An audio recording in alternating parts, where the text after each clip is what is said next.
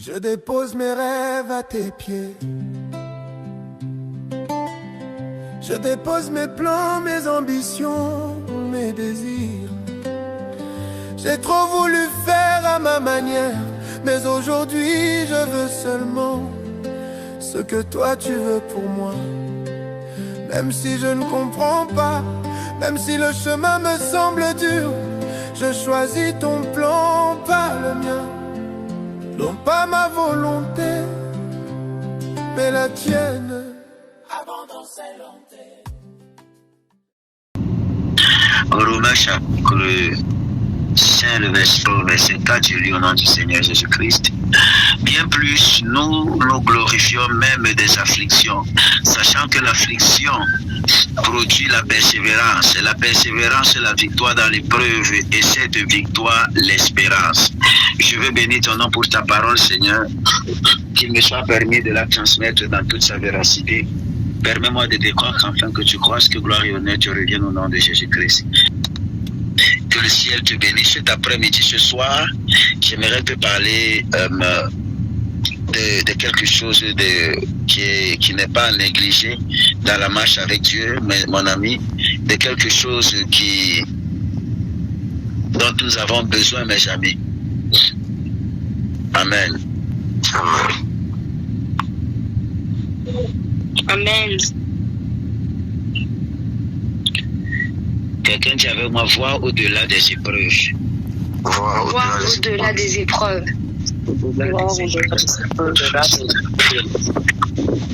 Déjà, mes amis, il faut savoir qu'en tant qu'enfants de Dieu, nous sommes appelés, mes amis, à vivre, à connaître des épreuves. La marche chrétienne n'est pas telle qu'on a essayé de nous faire croire. Ce n'est pas simplement une longue vie, mes amis, facile. La marche chrétienne, ce n'est pas simplement le rose. Il y a un temps, mes amis, où les épreuves, Dieu ne dit qu'il n'y aura pas d'épreuves. Dieu ne dit pas qu'il n'y aura pas de difficultés. Au contraire, il annonce les difficultés, mais il dit quelque chose de très important, c'est que ces difficultés ne sont pas éternelles et que ces difficultés sont passagères. L'Éternel te dit, mon ami, que peu importe ce que tu vis, peu importe ce par quoi tu traverses, tu es appelé à connaître, mon ami. Tu es appelé à connaître.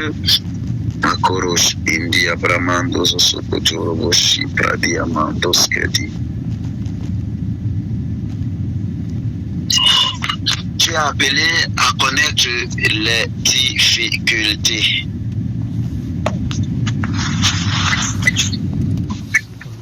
Dis avec moi, la marche chrétienne n'est pas rose. La marche chrétienne n'est pas rose.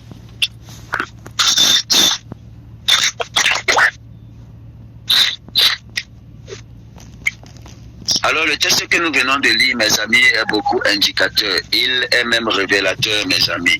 Bien-aimés, je me suis rendu compte pendant que j'étais en train de méditer ce verset. Pendant que j'étais en train de méditer ce verset, mes amis, permettez.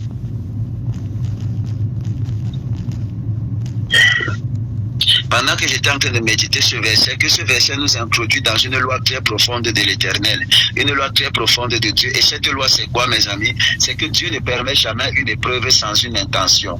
Dieu ne te fera jamais venir Dieu ne fera jamais venir une épreuve dans ta vie sans avoir une intention derrière.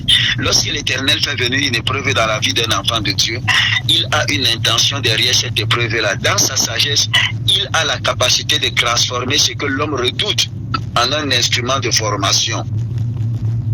À chaque épreuve que l'Éternel fait venir vers toi, ce que tu redoutes là est un instrument de formation entre les mains de l'Éternel pour te faire devenir la personne qui correspond pour pouvoir accomplir le plan et le projet de l'Éternel pour ta destinée. Quelqu'un dit Amen. Amen. Alors mes amis, l'affliction n'est pas là pour nous écraser, mes amis. L'affliction n'est pas là pour nous tuer, mes amis. L'affliction n'est pas là pour terminer avec nous. Elle est là pour nous révéler, pour nous purifier et pour affermir, mes amis, ce que Dieu a déposé en chacun d'entre nous. Et si nous apprenons à accepter cela, nous saurons comment avancer, mes amis. Le problème, c'est que nous refusons l'affliction. Le problème, mes amis, c'est que nous croyons que la marche chrétienne est une marche où il n'y aura pas de problème, où il n'y aura pas d'affliction, où il n'y aura pas de difficultés. Tu dois apprendre, tu dois comprendre, mes amis. Tu dois même pouvoir entrevoir les difficultés dans ta marche avec Dieu. Tu dois savoir que ça fait partie de ta marche avec Dieu. Accepter que ceci, c'est un processus. C'est vrai. En 2026, tu dois comprendre en 2026 qu'il y a des périodes où l'Éternel fera venir des épreuves dans ta vie. Mais ces épreuves ne sont pas une fatalité, c'est un test. Amen. Les épreuves dans la vie des enfants de Dieu ne sont pas des fatalités, ce sont des tests révélateurs. Est-ce que je parle à quelqu'un? Là où beaucoup voient une opposition, Dieu voit une opportunité de maturation. Les épreuves ne sont donc pas les oppositions, mes amis. Ce sont, mes amis, des opportunités de maturation. Parfois, lorsque l'Éternel constate que tu n'es pas encore mature, il te fait passer par des étapes qui te permettront d'acquérir la maturité par toi-même. Si tu ne veux pas grandir, Dieu te fera grandir.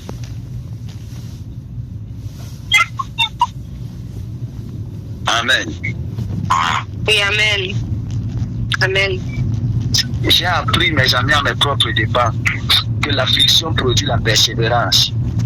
Parce qu'elle apprend au cœur, mes amis, à rester fidèle quand tout semble contraire. Elle apprend à rester fidèle quand tout semble contraire, mes amis. Quand tout semble contraire, elle arrache la dépendance aux émotions, aux résultats immédiats, mes amis, et encourage la visible, mes amis, et les encouragements visibles, mes amis. Elle forme un homme capable de continuer à obéir quand il n'y a ni applaudissement, ni reconnaissance. C'est ça l'épreuve. L'épreuve te rend capable de pouvoir obéir quand personne ne voit, quand personne n'est d'accord avec toi, quand personne ne t'acclame. Parce que, mes amis, beaucoup de personnes aiment le match vu, comme on dit chez nous en Afrique. Vous obéissez parce qu'on vous voit. Vous obéissez parce que vous faites. Mes amis, il y a une différence entre la contrainte interne et la restreinte externe, mes amis. Obéis quand on te voit. Fais parce qu'on te voit. Fais parce que tu as besoin qu'on t'acclame, mes amis. Ça, ce n'est pas l'obéissance. Ça, ce n'est même pas l'humilité. Ça, ce n'est même pas servir, mes amis. Le service commence là où tu fais, quand les hommes ne te voient pas. Que tu apprennes à obéir à la voix de Dieu, à l'instruction de Dieu. Quand les hommes ne te voient pas, quand les hommes ne t'acclament pas, tu ne le fais pas pour être vu. Tu fais simplement parce que tu veux faire plaisir et parce que tu dois marcher selon les voies de l'Éternel. Le besoin d'être approuvé disparaît. Le besoin d'être acclamé disparaît. Et maintenant naît le besoin que Christ soit vu par toi et au travers de toi. Est-ce que je parle à quelqu'un? Amen. Écoutez-moi. C'est dans cette saison-là. C'est dans cette saison silencieuse que Dieu bâtit la solidité intérieure, mes amis. Celle qui ne s'effondre pas sous la pression. Celle qui ne s'écroule pas sous la pression. Celle qui n'abandonne pas. Peu importe ce qui se passe. Elle a confiance parce que l'Éternel a dit. Elle continue à foncer. Peu importe la pression. Mes amis, c'est dans cette période silencieuse que Dieu travaille, que Dieu forme, que Dieu bâtit la solidité intérieure.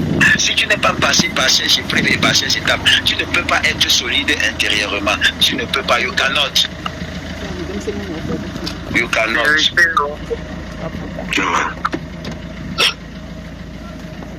Tu abandonneras sous le coup de la pression. Je suis en train de vouloir dire à quelqu'un, peu importe la pression de 2026, ton regard ne doit pas changer et ton cap ne doit pas changer. Parce que Dieu t'a fait pour les épreuves. les styles et la catégorie de personnes comme nous là, nous avançons malgré les vagues, malgré les tempêtes. Nous sommes inarrêtables. Nous ne nous arrêtons pas de nager au milieu de la mer parce que nous sommes fatigués. Nous allons continuer, peu importe la lourdeur de nos bras, peu importe la fatigue, nous allons continuer. Nous n'abandonnerons pas, mes amis. Parce que Dieu a dit, Dieu nous a envoyés. Si tu te trouves où tu te trouves, ce n'est pas par un concours de circonstances humaines, c'est par la volonté de Dieu que tu es là. Alors ce n'est pas le temps pour toi d'abandonner. Sous la pression des épreuves et sous la pression des coups de la vie, le héros n'est pas celui qui va de victoire en victoire, celui qui se lève et avance tant de fois qu'il tombe. Peu importe les coups de la vie, tu dois avancer. Tu dois savoir encaisser et avancer. Savoir encaisser et progresser. Savoir encaisser et évoluer. Savoir encaisser, mon ami, et continuer. Peu importe. On n'a pas le temps de s'arrêter pour pleurer. On n'a pas le temps de s'arrêter pour se lamenter sur nous, mes amis. Nous avons le devoir de progresser. Amen. Nous avons le devoir. Nous avons la responsabilité. Tu es un héros. Tu es un guerrier. Amen. On ne s'arrête pas sur le champ de bataille pour pleurer. Sinon, on risque, mes amis, de prendre une balle de l'ennemi.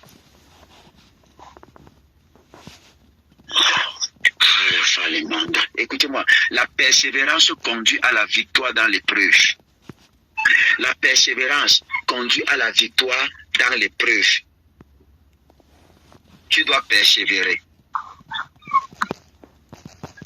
Tu dois persévérer. Hein, Église? Nous, on ne baisse pas les bras, on persévère.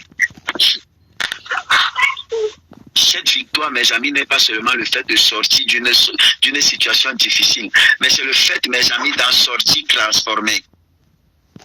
Dieu ne veut pas simplement te faire sortir d'une épreuve. Dieu veut te faire sortir de là étant transformé.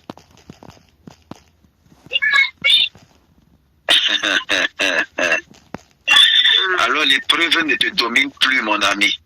Quand tu sors de là étant transformé, quand tu parviens à sortir d'une épreuve étant transformé, aucune épreuve ne te domine, mon ami. L'épreuve ne te domine plus, elle ne te définit plus, elle ne te contrôle plus. Tu restes debout, tu restes stable, tu restes enraciné. Pourquoi? Parce que ton cœur a appris à s'appuyer sur Dieu plutôt que sur les circonstances. Tu n'es donc plus contrôlé par les circonstances. Tu commences à créer tes propres circonstances. C'est à ce niveau que Dieu sait qu'il peut confier davantage, qu'il peut te faire confiance. Parce que la stabilité est devenue un état intérieur et non un état extérieur, produit des concours de circonstances. Amen. Quand l'Éternel voit que tu es embougique face aux épreuves, ne cherchez pas dans le dictionnaire, c'est pour le prophète Emmanuel. Quand l'Éternel voit que tu es embougique, mon ami, que la tempête ne te bouge pas, il comprend alors que tu es prêt. Tu es prêt, mon ami. Amen. Est-ce que je parle à quelqu'un? Amen. Écoutez-moi. La victoire naît de l'espérance. Tu ne peux pas avoir une victoire si tu ne sais pas espérer. Est-ce que je parle à quelqu'un? Une expérience profonde, éprouvée, qui ne dépend plus de ce que l'on voit, mais de ce que l'on sait de Dieu, mes amis, et de ce que l'on a appris de Dieu lorsque nous étions dans les épreuves. Cette espérance ne déçoit pas, mes amis, parce qu'elle a été testée par le feu. Elle a été testée dans le feu. Celui qui a traversé le processus avec Dieu ne panique plus face à l'attente, ne se précipite plus, mon ami, devant l'opportunité. Il ne se vante plus, mon ami, pour une promotion rapide. Il laisse le temps faire, parce qu'il a appris à attendre dans l'épreuve. Am I talking to somebody? C'est pourquoi, mes amis, ce qui est formé dans le temps demeure. Ce qui est formé dans le temps et sous la pression demeure, mes amis. Dieu ne cherche pas des étoiles passagères qui brillent un instant et s'éteignent sous la pression, mes amis. Il cherche des piliers capables de porter le poids de sa gloire sans se briser en 2026. Il ne cherche pas des gloires passagères. Il cherche des piliers qui vont briller durant 2026. Il cherche des personnes qui sont capables de porter l'édifice en 2026. Dieu ne cherche pas des gloires individuelles, il cherche des piliers. Amen. Alors es-tu ce pilier? Amen. Es-tu ce pilier, mon ami? Les hommes et les femmes, l'Éternel cherche des hommes et des femmes solides. Et laissez-moi vous dire, cette catégorie de personnes ne naissent pas dans la précipitation, mais dans l'obéissance répétée, dans la fidélité quotidienne et dans la soumission au processus divin. Amen. Je répète, cette catégorie de personnes, mes amis, naissent, mes amis, dans l'obéissance répétée, dans la fidélité quotidienne et dans la soumission au processus. Comprenez-le bien. Le processus n'est pas un retard, c'est une protection. Dieu te protège de toi-même. Parce que tant que tu n'as pas été délivré de toi-même, tu es un grand danger pour toi-même. Le plus grand ennemi de ta vie n'est pas extérieur, il est intérieur. Le plus grand ennemi de ta vie, si tu parviens à te vaincre, rien, mon ami, ne pourra t'arrêter. Oh, c'est vrai, amen. Rien. Nous sommes influencés par ce que nous avons accepté, mes amis. Si nous apprenons à être au-dessus de tout, rien ne nous limitera, mes amis. Rien, rien. I'm telling you the truth. Nothing. Dieu te protège de toi-même. Dieu te protège de l'orgueil, de l'immaturité et des chutes prématurées par les épreuves et par la formation des épreuves. Ce que Dieu prend le temps de former, mes amis, il établit pour durer. Ce que Dieu prend le temps de former, il établit pendant longtemps. Amen. Alors si tu es encore dans le feu, ce n'est pas parce que Dieu t'a oublié. C'est parce qu'il est en train de te rendre capable de durer, de porter, de demeurer dans ce qu'il a préparé pour toi, mon ami. Si tu dis Amen, j'avance. Amen. Amen. Amen. Les hommes et les femmes solides sont le fruit d'un processus, mes amis. Les hommes et les femmes solides sont le fruit d'un processus. Ils ne naissent pas comme ça. Ils sont le produit d'un processus. Alors si tu n'acceptes pas le processus, tu vas passer à côté. Je vous ai déjà dit, c'est la pression avec laquelle on bat le lait qui produit le fromage. Il n'y a pas d'attestation sans test, mes amis. Dieu ne fabrique pas des vies solides par des raccourcis. Amen.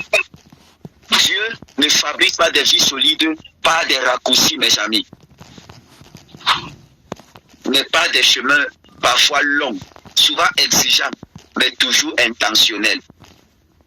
Toujours intentionnels. Alors si tu n'apprends pas à obéir avec intentionnalité dans le processus, Dieu ne te confiera pas, Dieu ne te confiera pas de grandes choses. Je répète, si tu n'apprends pas à être fidèle et à obéir avec intentionnalité dans le processus, est-ce que l'Esprit de l'Éternel parle même à quelqu'un? Non. Amen. Oh, Kamao, fais les mains d'Oscotore Badiaba. Romains chapitre 3. Nous nous glorifions même dans l'affliction, sachant que l'affliction produit la persévérance. La persévérance est la victoire dans l'épreuve, et cette victoire, l'espérance. Nous nous glorifions même dans l'affliction, mes amis. L'affliction n'est pas un accident dans la vie du croyant, mais un outil de formation. L'affliction, mes amis, n'est pas le hasard, mais un outil de formation. Si tu n'étais pas passé par ce par quoi tu es passé, tu ne serais pas la personne que tu es aujourd'hui.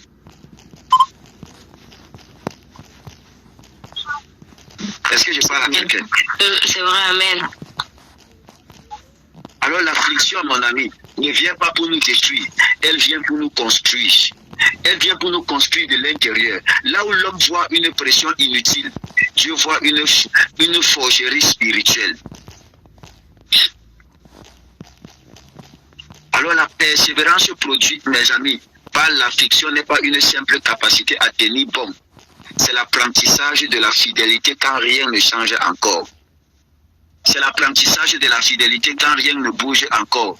C'est l'apprentissage à être fidèle quand tu ne vois rien. Mais tu dis que je suis fidèle. Ah, c'est difficile. C'est parfois la période la plus difficile. De dire Seigneur, je te suis même si je ne vois rien.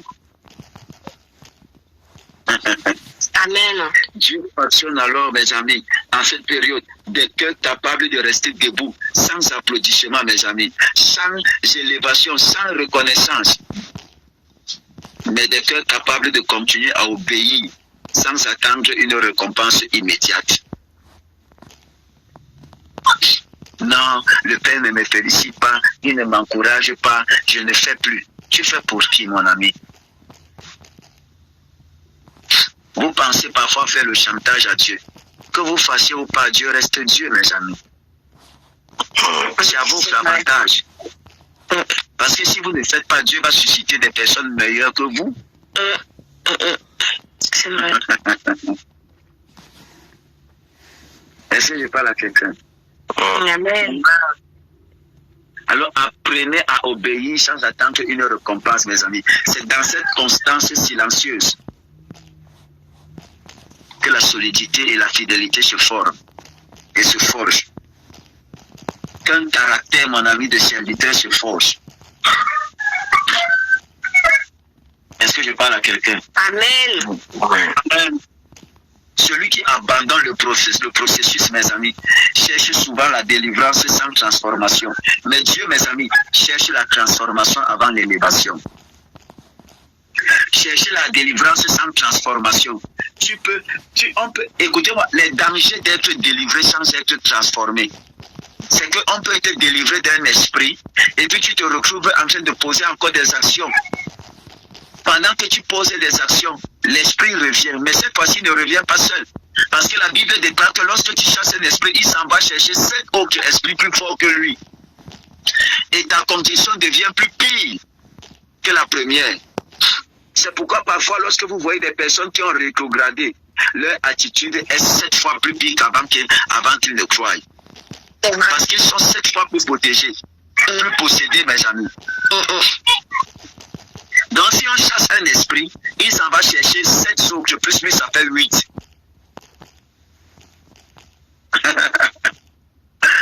Vous vous imaginez? Pardon. Amen.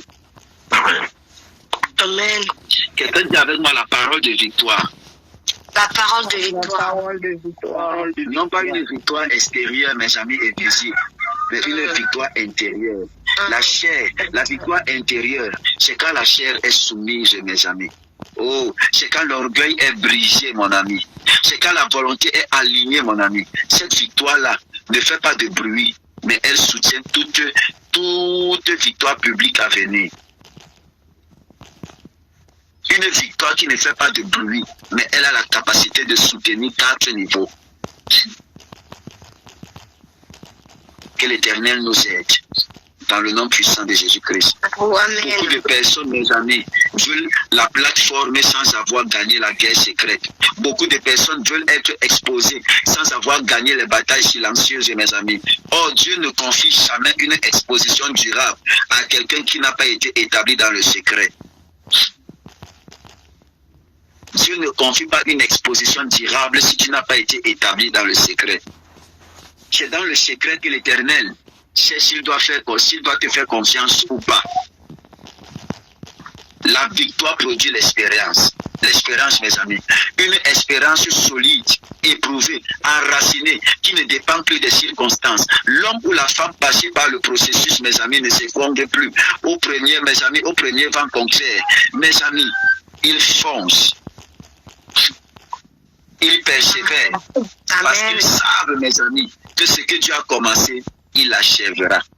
La Bible déclare, mes amis, que Paul était dans la barque. Le vent a commencé à souffler. La tempête s'est levée. Et les gens ont commencé à paniquer. Paul a dit, je sais une chose. C'est que Dieu m'a dit que je vais arriver de l'autre bord. Je vais arriver à l'autre bord. Je vais arriver à Rome. Donc, peu importe le vent qui va souffler, personne dans ce bateau ne va mourir. Même s'il advienne qu'on chavire, nous allons arriver. C'est la raison pour laquelle Paul pouvait être mordu par le serpent et secouer simplement le serpent. Parce qu'il savait qu'une parole lui avait été donnée. Il ne mourra pas. Quand tu apprends à persévérer, mon ami, tu apprends à faire confiance à Dieu. Peu importe ce qui se passe, tu as une confiance folle à ce que Dieu a dit. Est-ce que je parle à quelqu'un? Amen. Ce qui est bâti rapidement impressionne les foules, mais s'écroule avec le temps, mes amis.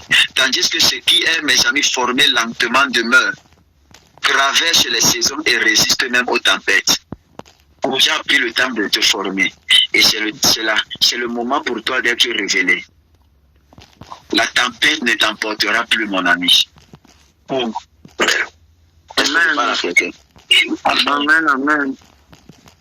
Dieu préfère un instrument, mon ami, brisé et formé. Parce que la brisure enlève, mes amis, l'autosuffisance. Et la formation installe la dépendance à Dieu. La brisure enlève, mon ami, je ne parle pas les Camerounais là, je ne parle pas du riz brisure. Je parle d'être brisé par le processus. On se connaît. Je sais que comme on est en train de gêner là, vous allez interpréter mes paroles. Je vais dire brisure, tu vas dire mémé cassé. C'est pas mémé cassé, frère.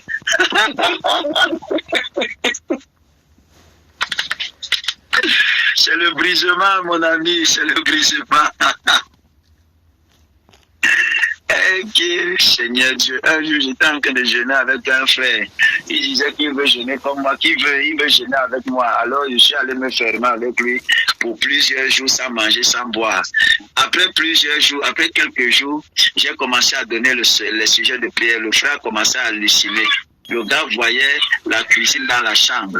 Et il commençait à prier. Je ne savais même plus. À un certain moment, j'ai dû me taire pour écouter ce qu'il était en train de dire.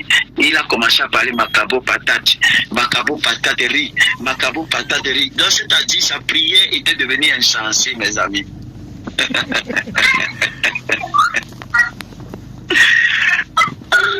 Restez focalisés. Quelqu'un dit avec moi, restons focalisés. Restez concentrés, mon ami.